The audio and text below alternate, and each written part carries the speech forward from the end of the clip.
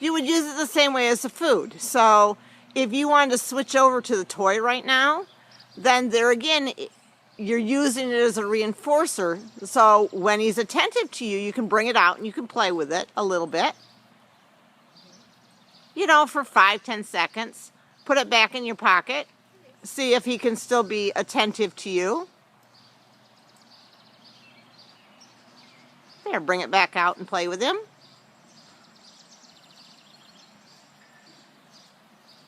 But how you wouldn't use the toy is you wouldn't like start walking forward towards me or the road or wood piling guy as a distraction. So we've got like another car coming up here.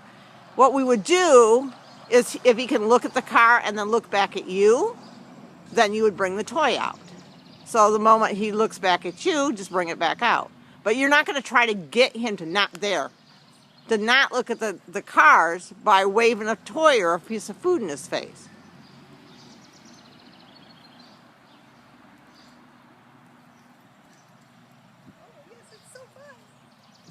Because what happens when you try to use it as a distraction, either they're so intent on the toy or the food, depending upon the personality type, that you may get them way too close to the distraction, and they're not actually learning anything. Then they're like, oh my God, I'm right on top of it. Or you can mess it up where you can technically poison your food or your toy, that every time that toy comes out, something scary happens. So you want to flip it around, and I looked at the scary thing and then I looked back at Mom and the toy came out. So they always have to notice the scary thing first before you try to do the counter conditioning. The scary thing at a comfortable distance brings the toy out. Because if you bring the toy out and the scary thing shows up, then the toy brought the scary thing. Every time she brings that toy out, the scary thing shows up. I hate that toy. You want to go, boy, every time a car goes by, my toy comes out. I love cars. But anytime he wants to sniff or anything like that, we're going to let him sniff, because this is actually very healthy. I'm glad to see that he's doing that. And now if he's attentive to you and he likes this toy, then bring your toy out.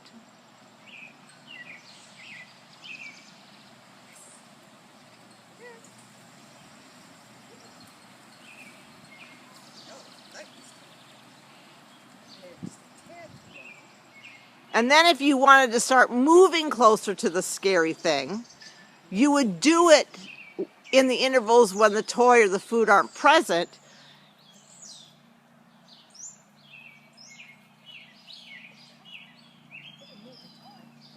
So moving towards me is kind of moving towards the road too.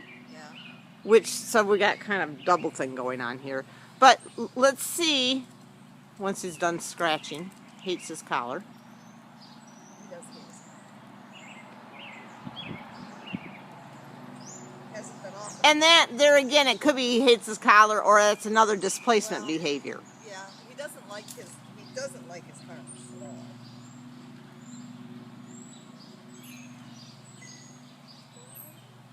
Oh, big scary things over there. Okay, so let's see if we can take a step forward. If he, like I said, if he charges towards me or he doesn't want to go, then you know it's too close. But there, now you can reinforce that and you can bring his toy out as soon as he's looking at you again. So it's always about reinforcing him when he looks, not trying to get him to look. It drives me insane, the whole watch me thing people do. When the dog's comfortable enough to look at you, they will. But trying to force them in the face of triggers is not productive. It only causes more anxiety. Get treats for everything, don't you? That's fine.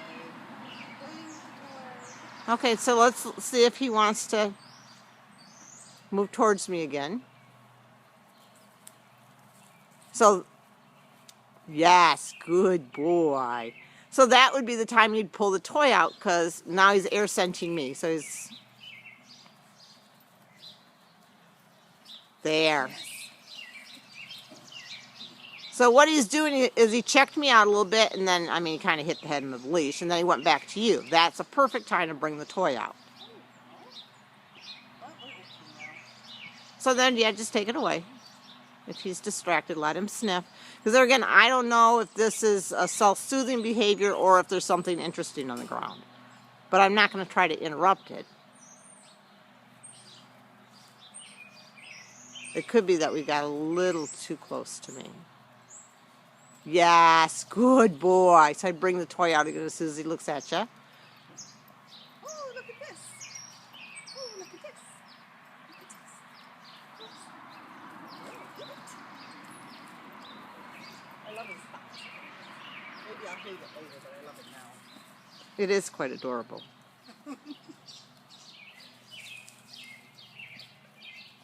Yay. Okay. Good job, buddy. I know, that's not a good job, Okay, and then as long as he can...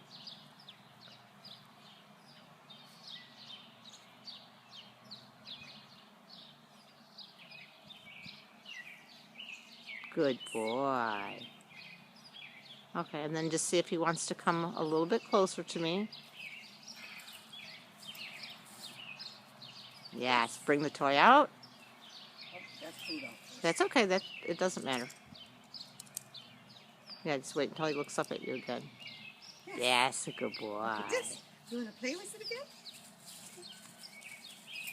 So it's not necessarily about puppies meeting people. It's about puppies having good experiences in the presence of people and cars. And so the whole pass the puppy thing that we used to do 20 years ago was actually in many ways very counterproductive. He would die. Well, what would happen is he would shut down and everybody would go, oh, look, he's calm.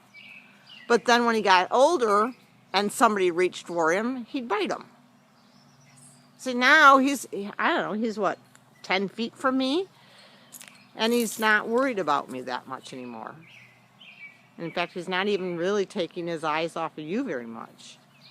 He's very hungry, aren't you? Yes, very hungry. And so I would end here. I would end this session because, like I said, it's not about getting to me. It's about him being comfortable.